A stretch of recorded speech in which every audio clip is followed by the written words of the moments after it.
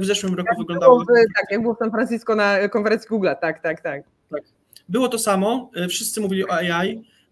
Generalnie bardzo fajnie zrobiona w ogóle konferencja na kampusie Google'a i polegała ona głównie na tym, że to AI było już w momencie, jak się lądowało na lotnisku, w taksówce, na billboardach, a jak się tam weszło i właśnie będę niedługo taką sklejkę robił, to najwięcej materiałów mam właśnie, takie zrobiłem sobie śmieszną sklejkę, że co sekundę pokazuje inne stoisko z napisem AI. Tam praktycznie wszyscy o tym mówili. Niektóre te rzeczy były absurdalne, niektóre rzeczy były wyłącznie testowe, ale było dużo ciekawych też. Okej, no dobra, czy już wtedy ten hype na AI był? Dokładnie tak. Okej, dobra.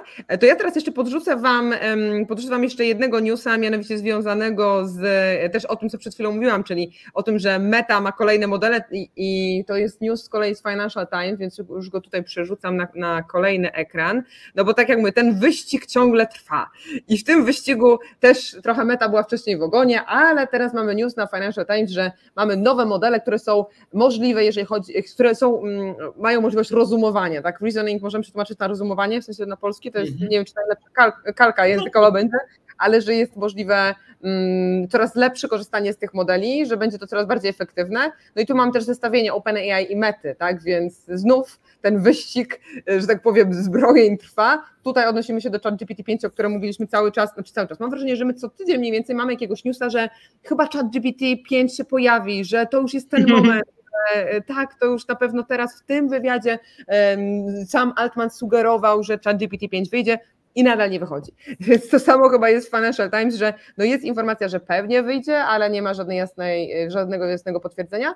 Natomiast jeżeli chodzi o Metę, to widzimy, że mamy Lamę trójkę, więc w najbliższych tygodniach, więc widać, że oni też się ścigają w tym całym wyścigu, więc też możecie sobie o tym poczytać. Pytanie, Kuba, jaka jest twoja opinia? W sensie, czy te modele naprawdę wkrótce będą do naszej dyspozycji? Czy to jest możliwe technicznie? Czy to jest tak, że znowu napędzamy banieczkę,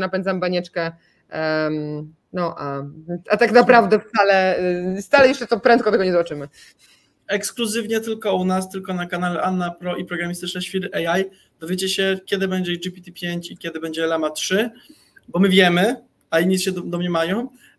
Nie wiemy, żartowałem, ale chciałem zauważyć, że to trochę było jak z tym, jak z GTA 6, czy tam Half-Life'em trójką, czy coś, czy przepraszam, bo nie wiem nawet jakie wyszły, jakie nie, ale że wszyscy się dopatrywali, że gdzieś tam się 3 pojawiły, albo 5, albo w wywiadzie sam Altman użył liczby 5 na coś innego, to już na pewno będzie zaraz. Jest spiskowe, po prostu to jest genialne, my też się bawimy czasem z teorii spiskowe, ale to ile jest tych teorii wokół tego, czy on powiedział to, co myślimy, że powiedział, czy on wcale tego nie powiedział, on pewnie po prostu tak palnął, nie zwrócił na to uwagi, a my się doszukujemy drugiego dna wypowiedzi tych ekspertów, albo właśnie typowo w wypowiedzi sama Altmana, że tak, na pewno wejdzie GPT-5 i oni tak naprawdę nie mieli pewnie tego na myśli. Tak, ciekawe, sam Altman, wiesz, czy ludzie z OpenAI jaką mają zbite, jak czytają te wszystkie analizy, że GPT-5 już soon, wkrótce. Myślę, że tak, ale zobacz, że dużo się tych analiz jednak tam gdzieś sprawdziło. Ja myślę, że taka najpewniejsza, oparta faktycznie na gdzieś tam słowa sama Altmana i innych pracowników, to 100 lat mniej więcej na GPT-5, pamiętając, że OpenAI lubi poczekać trochę dłużej, jeżeli tego wymaga dopracowanie produktu, kilka miesięcy. Natomiast uważam, że konkurencja, czyli pewnie jakieś nowsze wieści od Gemini czy Llama 3, one też będą maksymalnie kilka miesięcy przesunięte, bo oni też raczej do tyłu nie są stać, więc ja bym się spodziewał, że w tym roku zobaczymy GPT-5 i zobaczymy Llama 3 i jakieś nowości też od Gemini. Mam nadzieję też, że zobaczymy Sorę, że jednak się doczekamy, patrząc na newsy, o których mówiliśmy wcześniej. Tak. Mam taką nadzieję. No, tym bardziej jak mówisz, że gdzieś tam się pojawia konkurencja od Google'a, no to ja myślę, że tym bardziej będzie zależało OpenAI, żeby jednak w tym grudniu, tak jak gdzieś tam się też słyszy, tą Sorę pokazać. A jeszcze tylko jedną rzecz chciałem powiedzieć, bo mówiłeś o tym, że ma reasoning i reasoning jest bardzo trafionym lub nietrafionym słowem w tym artykule, dlatego że reasoning to jest coś, co robi już aktualnie AI i można o tym powiedzieć z dwóch stron i jeszcze o trzeciej stronie, której nie robi. Pierwsza strona jest taka, że reasoning to jest w ogóle bardzo dobra technika na zmuszenie AI, żeby udzielało nam lepszych odpowiedzi. Jeżeli napiszemy, czy wdrażając organizację, czy rozmawiając z czatem GPT, nieważne, jeżeli mu napiszemy, przedstaw mi swój sposób myślenia, a następnie udziel odpowiedzi, może być też w drugiej kolejności, lepiej działa to wtedy dostajemy dużo lepsze odpowiedzi, bo on bierze pod uwagę całość i on jak zobaczy, jakie on kolei zrobił kroki, to robi to lepiej. To jest jedna rzecz.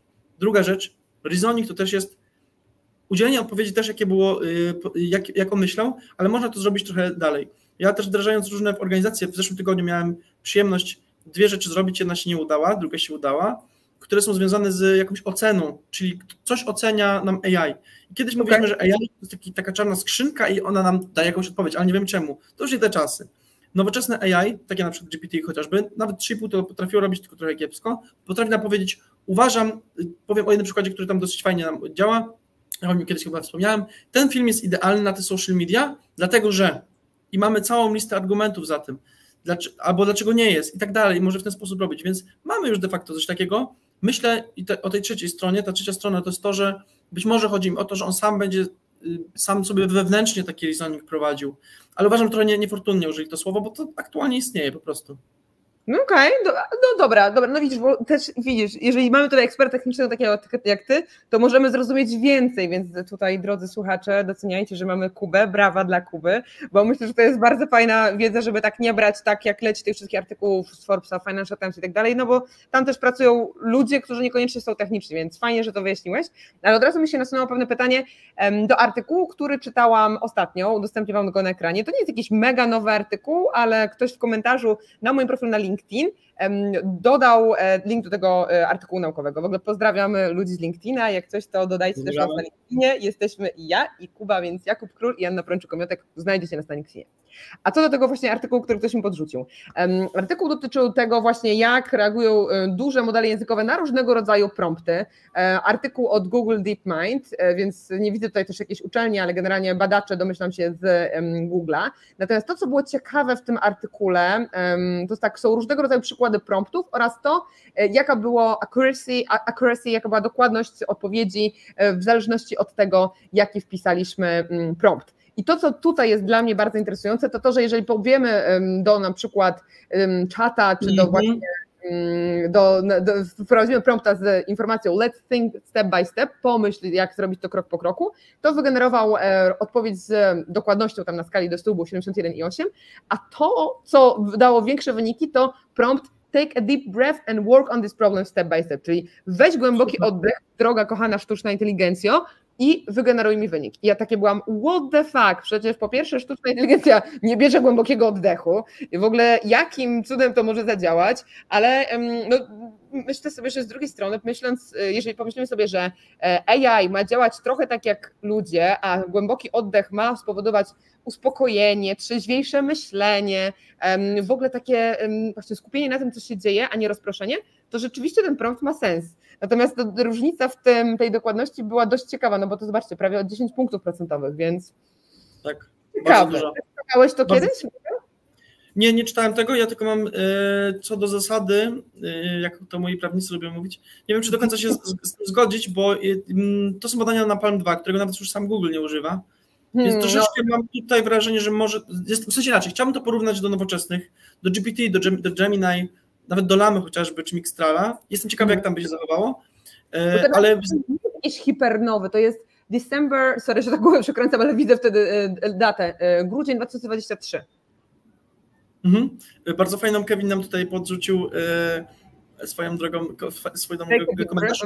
Ja się z tą zgadzam. Dużo sztuczek psychologicznych i sposobów, w jaki człowiek rozumuje, działa na AI. Już przecież pokazywaliśmy jakiś czas temu badanie, które mówiło o tym, że jeżeli się da bardzo dużego tipa, to też jest dobre. Ja też często na szkoleniach mówię, że jeżeli się chce na przykład zmusić go do lepszego działania, jak jest leniwy, to napisać, że zostanie on lub my, a najlepiej oboje zwolnieni, jak tego nie zrobimy, albo dostaniemy awans, jeżeli to zrobimy. Takie triki, które mówią o tym, jak działa człowiek, z tego względu, o którym powiedziałeś, właśnie na taki dany zostały wytrenowane, mogą działać. No to badanie pokazuje, że działają. No właśnie, dokładnie i to jest dla mnie też mega ciekawe. Ja dzisiaj akurat nagrywałam też dla sprawnego marketingu taki fragment kursu o AI dla kobiet, które wracają na rynek pracy, w ogóle polecamy sprawny marketing, pozdrawiamy wszystkich ze sprawnego marketingu. Polecamy ten projekt. Bo w sumie jesteśmy w nim razem, tak, zapomniałam, że jestem od strony merytorycznej, ty jesteś od strony technicznej, żeby ta merytoryka została dobrze dowiedziona, więc tak, pozdrawiamy. I ja też tam właśnie mówiłam o tym emotional prompting, o właśnie tym wpisywaniu emocji w prompty, ale też tak jak mówisz o tym przekupstwie, jeżeli chodzi o to, że LLM-y można przekupić, LLM-y są chciwe, jak kiedyś sobie zażartowaliśmy w jednym z odcinków, no i rzeczywiście to działa, więc ja bardzo podziwiam ludzi, którzy to testują, bo mi czasami, powiem szczerze, nie chciałoby się tyle promptów różnych wpisać, klikać, żeby uzyskać taką odpowiedź. Raczej jak coś już działa, to przy tym zostaje, ale uwielbiam takie smaczki czytać, jeżeli ktoś mi daje artykuł naukowy, że przetestował, wiecie, kilkaset podejść, prób na tym samym zadaniu, ale z różnymi promptami i pokazuje, że na przykład właśnie przekupienie i danie $100 albo $1000 łapówki, tak, albo napiwku dla czata GPT powoduje lepsze wyniki, więc to są dla mnie w ogóle genialne rzeczy, więc też Wam podrzucam na czacie link do tego artykułu, żebyście mogli sobie też sprawdzić, jak ktoś to przebada. Super. Dobra, widzę. Jeszcze raz, czyli to, jakie jest racjonalne wytłumaczenie na to, że AI będzie się bardziej stara, gdy użyjemy takiego czegoś, przecież technologia nie ma emocji. Kuba, chcesz przejąć pytanie? Mogę, bo w sumie ty odpowiedziałeś na to pytanie już wcześniej. No, jakby właśnie wynika to z tego, że na takie dane zostało trenowane. Zobaczcie sobie, jeżeli AI był trenowany na rozmowach i w rozmowie gdzieś pojawiła się taka zwykła rozmowa, hej, zrób proszę to dla mnie, ktoś mógł pisać, wiesz co, możesz to zrobić w taki sposób, ale jeżeli w rozmowie się faktycznie pojawiło, słuchaj, szef powiedział, że nas teraz zwolnią, jak tego nie zrobimy, no to jest duża większa szansa, że na trenowanych danych kolejna odpowiedź była bardzo dokładną odpowiedzią, bo ktoś nie chciał być zwolniony. To tylko i wyłącznie wynika z danych treningowych. Zresztą ja myślę, że takie rzeczy bardzo fajnie pokazują, że może nam się trochę wydaje, że nasza inteligencja to jest trochę więcej niż ona jest, w sensie to w zasadzie, że jak są pewne paterny wykrywane przez AI, to on zaczyna właśnie mieć takie, coś co wygląda czasami jako samoświadomość, to akurat nie w tym przypadku, to kiedyś w innym, albo właśnie jak to, że jest w stanie zrozumieć emocje, a to nie jest nie bardziej skomplikowanego, naprawdę to chodzi tylko i wyłącznie o to, że jest taki pattern. No okej, dobra, ma to sens w sumie. No właśnie, ale to ciekawe jest też to, że to, tak jak mówisz, wszystko jest wzorowane też na tym, jak my się mamy zachować jako ludzie, więc jeżeli ktoś jeżeli rozwiązanie ma odzorować nasze zachowania, no to motywujące byłoby, tak jak mówisz, że ktoś nas zwolni, czy da nam napiwek i tak dalej, więc na logikę, że tak powiem, ma to sens, chociaż chciałabym zobaczyć dokładnie schemat działania, pewnie każdy z nas chciałby zobaczyć, co się konkretnie uruchamia w czacie GPT, jeżeli damy mu napiwek $100, a jeżeli 1000, a jeżeli 10, a tutaj chyba też w tym badaniu, jeżeli chodzi o napiwki, też Wam podrzucę to na czacie, a w tym badaniu napiwki też była informacja o tym, że wysokość napiwku też ma znaczenie. I to jest ciekawe, że na przykład GPT wie, że w pierwszym prompcie od razu, jeżeli dam mu $10, to że to jest mały napiwek, tak? Skąd on to wie? Wyliczył sobie, że za $10 kupi tylko 5 Big Maców, czy wyliczył sobie to w jakiś inny sposób? Wiecie, to jest też interesujące, że jednak rzeczywiście ma też, no tu teraz znowu, no nie chcę powiedzieć świadomość, ale ma też możliwość porównania tego, czy napiwek był duży, czy niekoniecznie. Ja myślę, że to też jest, ja pamiętam, jak możesz podesłać, ja też polecam ten odcinek, chociaż nie wiem, który to był, który to omawialiśmy, ale tam jest taka fajna krzywa i faktycznie jak się robi mało, to jest jeszcze gorsza jakość na chwilę.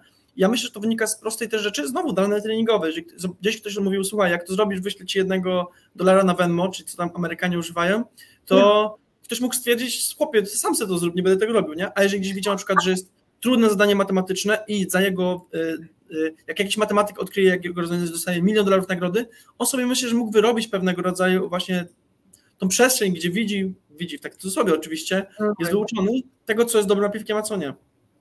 No tak. Dobra, super. To mamy w takim razie całkiem sporo newsów, jeżeli chodzi o promptowanie, ale ja Wam podeślę właśnie odcinek, gdzie mówiliśmy trochę więcej o promptach, ale też o asystentach AI, o GPTS-ach, bo tam też dość sporo powiedzieliśmy sobie o promptowaniu, o tym, jak ten prompt może się składać, z czego może się składać, więc odeślę Was do tego odcinka. Muri w międzyczasie napisał, najlepiej każdy prompt zaczynać od to sprawa życia i śmierci. Dobra. Ciekawe, Muri, daj znać jak testy, daj znać, czy podziałało. Miejmy nadzieję, że tak, to sprawa życia i śmierci. Okej. Teraz, żeby porozmawiać bardziej optymistycznie, to porozmawiamy o pieniądzach.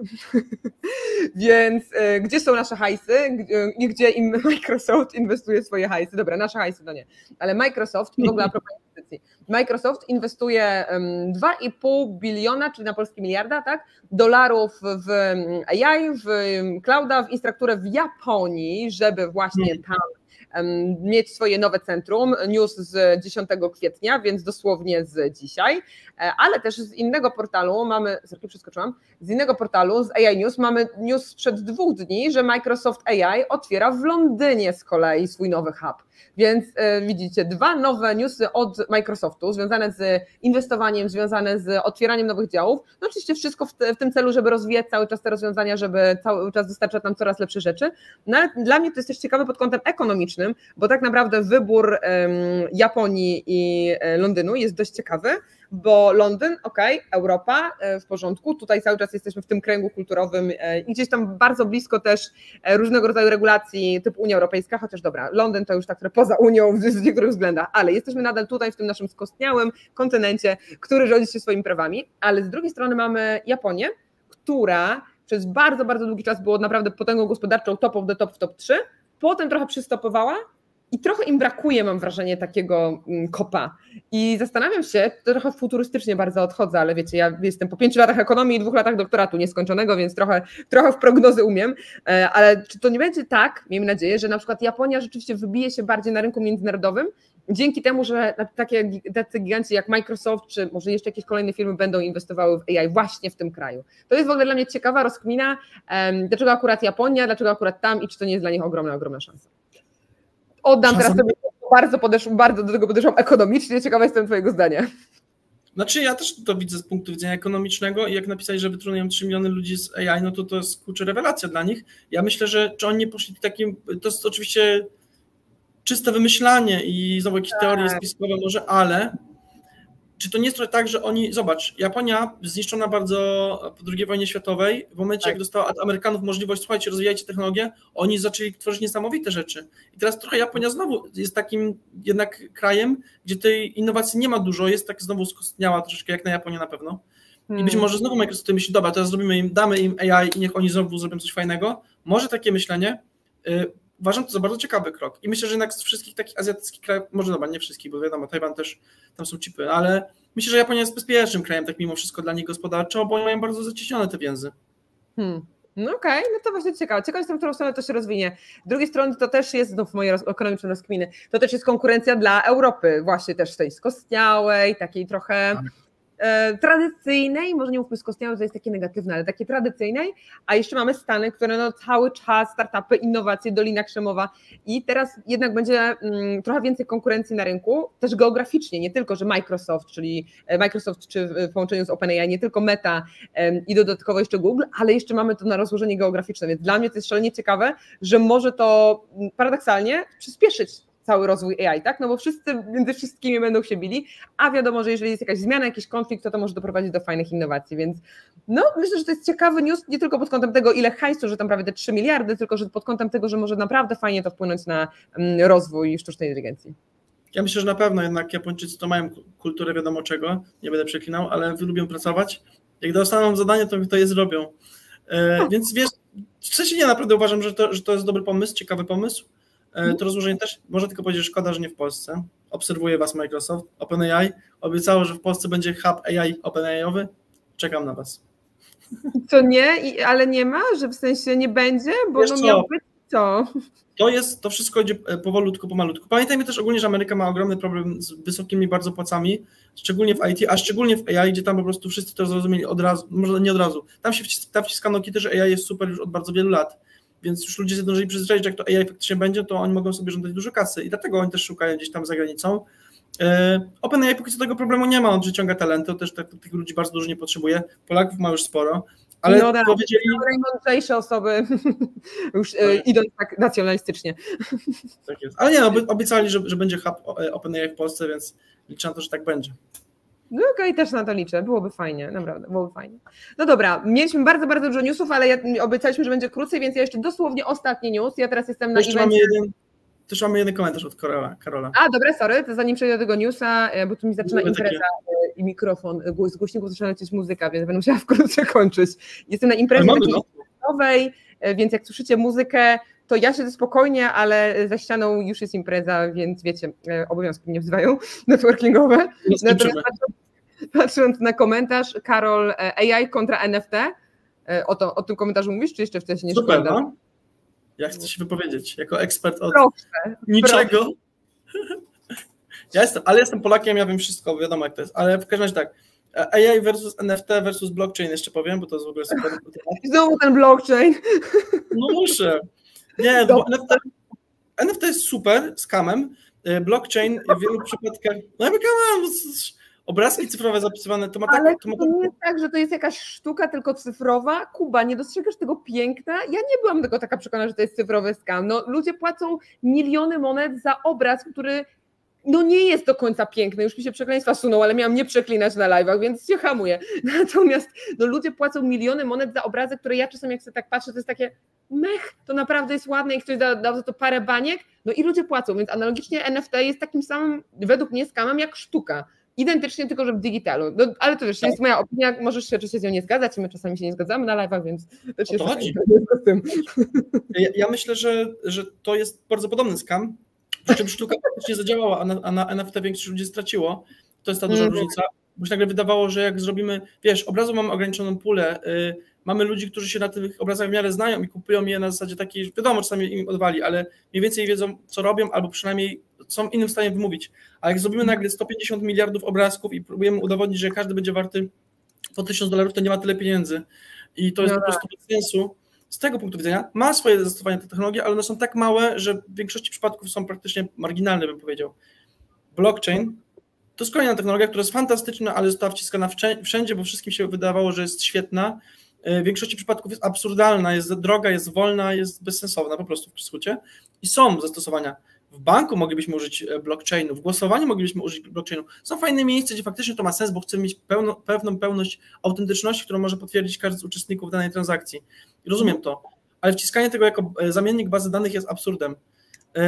AI znowu nie jest scamem, aczkolwiek jest dużo firm, które próbują to oczywiście na tym zarobić, na tej fali zrobić scam, bo to zawsze tak jest, jak jest coś, w czym są duże pieniądze i dużo widzimy firm, które są po prostu, o tym wielokrotnie mówiliśmy, UI-em nałożonym na czata GPT i nagle chcemy tutaj od was dodatkowe pieniądze, to jest trochę scam, aczkolwiek aktualny stan działania sztucznej inteligencji jest taki, że można faktycznie z niego dużo po prostu wyciągnąć korzyści i wartości, ale tak się pojawią scamy.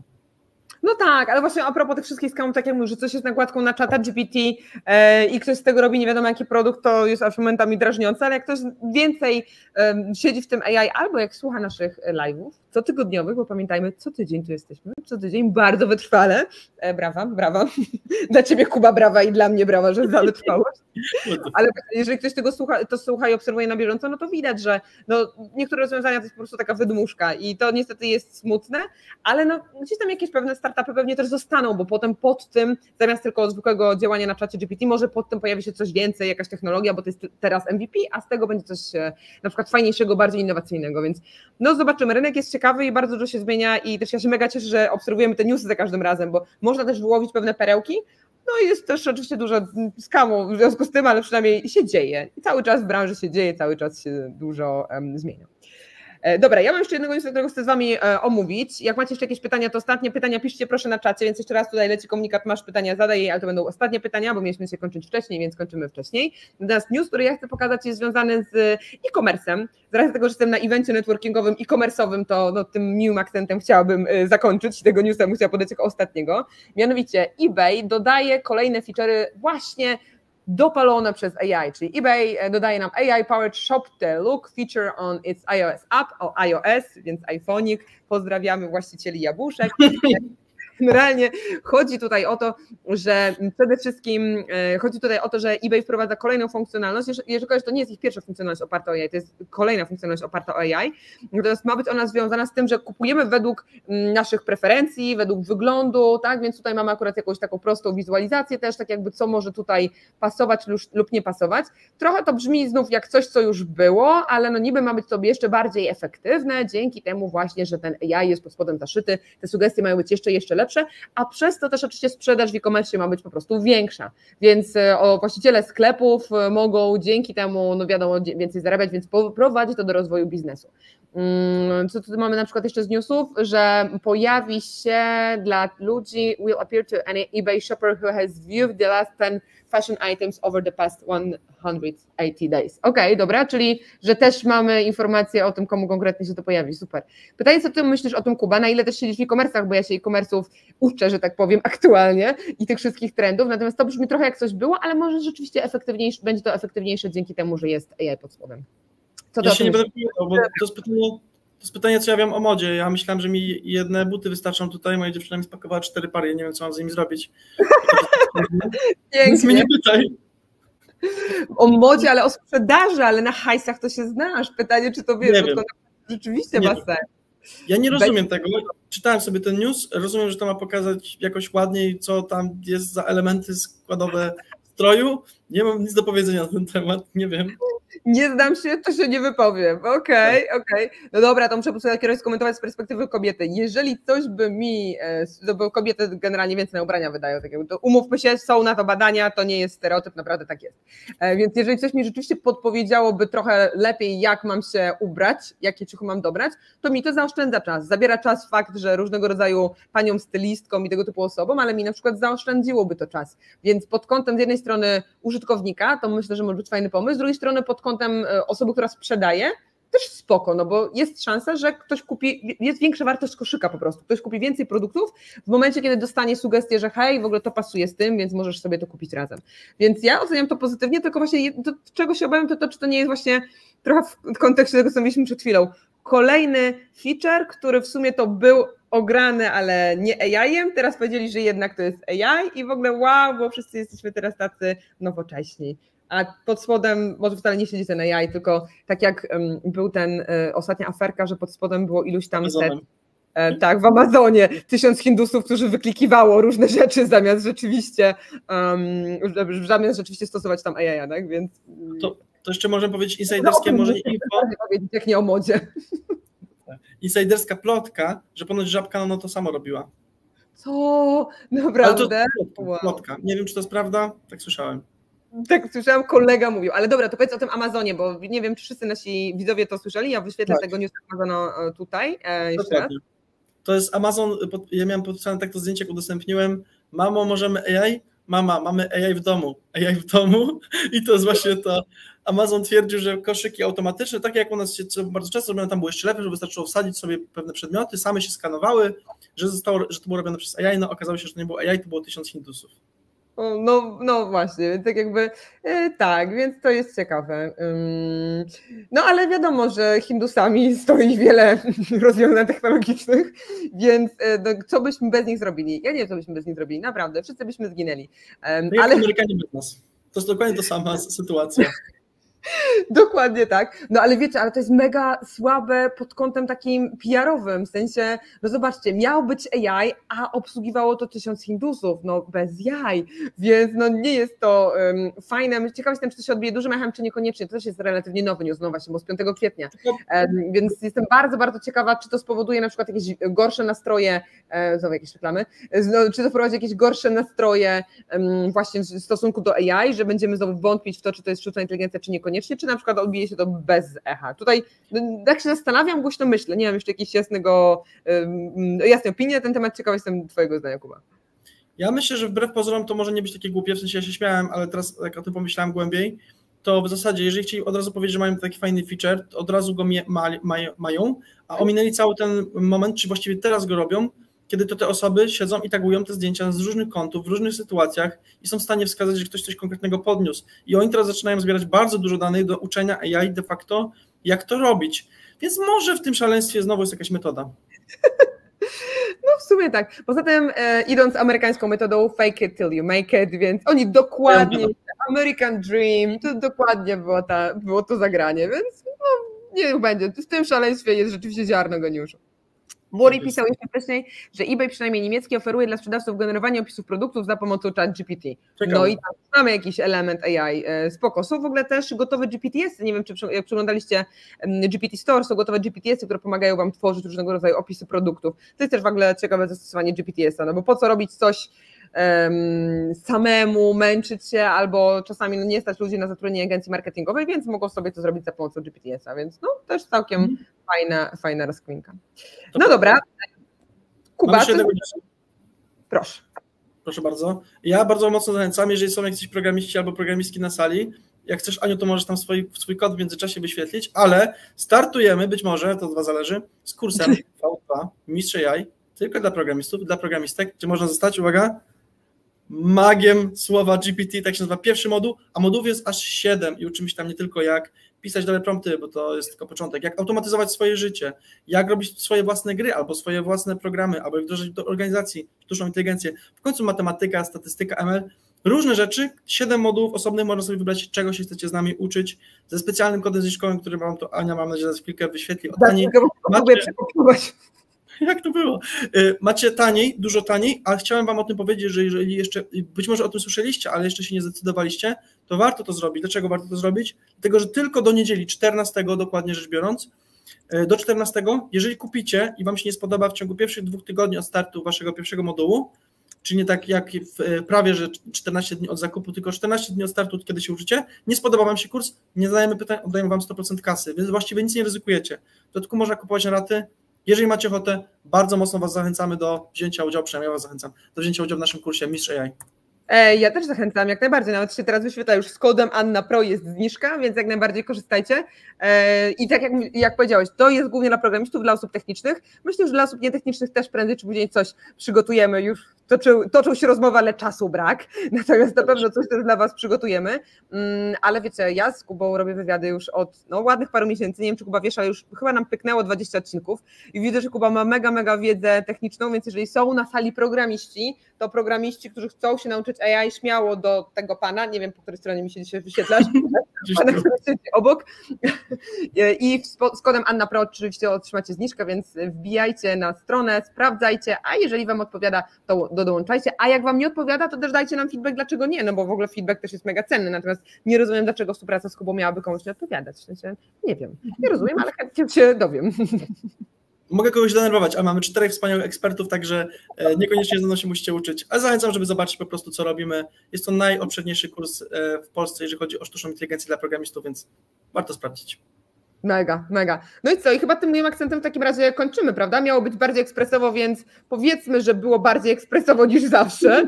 Nie było może hiperekspresowo 20 minut, ale wyrobiliśmy się w krótszym czasie. Jeżeli będziecie mieli jakiekolwiek pytania po tym live, śmiało piszcie w komentarzach pod tym odcinkiem. Pamiętajcie, żeby dawać łapki w górę na kanale Anna Pro, na kanale Programistyczne Świry AI oraz gdziekolwiek nas oglądacie, czy to na Facebooku, czy na LinkedInie, czy na jakiejkolwiek innej platformie. I Kuba, ja muszę oczywiście zadać standardowe pytanie, jakaś złota myśl na koniec? Przecież wiedziałeś, że zadam to pytanie, zawsze zadaję to pytanie. Pamiętajcie. Fake it till you make it. Starajcie się robić swoje, iść do przodu, nawet jeżeli od razu wam nie wychodzi, musicie wspomagać Hindusami, to w końcu się uda. To ja dodam do tego jeszcze jeden taki cytat, który w tym tygodniu przykuł moją uwagę. I'm just a man. To jest w ogóle cytat, w sensie nie to, że jestem tylko mężczyzną, ale w sensie, że jestem tylko człowiekiem. To jest w ogóle cytat z Marka Aureliusza, który w momencie, kiedy na przykład może zastosować w momencie, kiedy ci idzie bardzo dobrze i sodówka komuś uderza do głowy, możesz sobie przeczytać cytat I'm just a man, jesteś tylko człowiekiem, nadal jak cię ludzie przechwalają, nadal jesteś tylko człowiekiem, więc warto o tym pamiętać, ale też jak jest coś na dnie, na przykład Amazon, okazuje się, że troszeczkę ma wpadkę i trochę sobie nie radzi w związku z tym, bo mamy pewien problem PR-owy, to nadal jesteś tylko człowiekiem, tam pracują tylko ludzie, którzy chcieli dobrze, chcieli fajne rozwiązanie, marketingowo może nie zagrało, ale oni myślę, że się od tego odbiją, więc też takim miłym akcentem, takim miłym cytatem możemy zakończyć, czyli jesteśmy tylko ludźmi, tak? AI nas wspiera, ale na co dzień w sumie jesteśmy tylko ludźmi. I pozwalamy. Chcę się dodać I'm just Ken. I'm just Ken, też pięknie, tak, i tym takim filozoficznym akcentem myślę, że na dzisiaj możemy zakończyć, tak, bardzo życiowo wyszło. Super. Dzięki wielkie, Kuba, w takim razie udanego urlopu w Dubaju, dzięki wielkie, trzymajcie się ciepło, do zobaczenia wszystkim, do zobaczenia za tydzień, pa, cześć.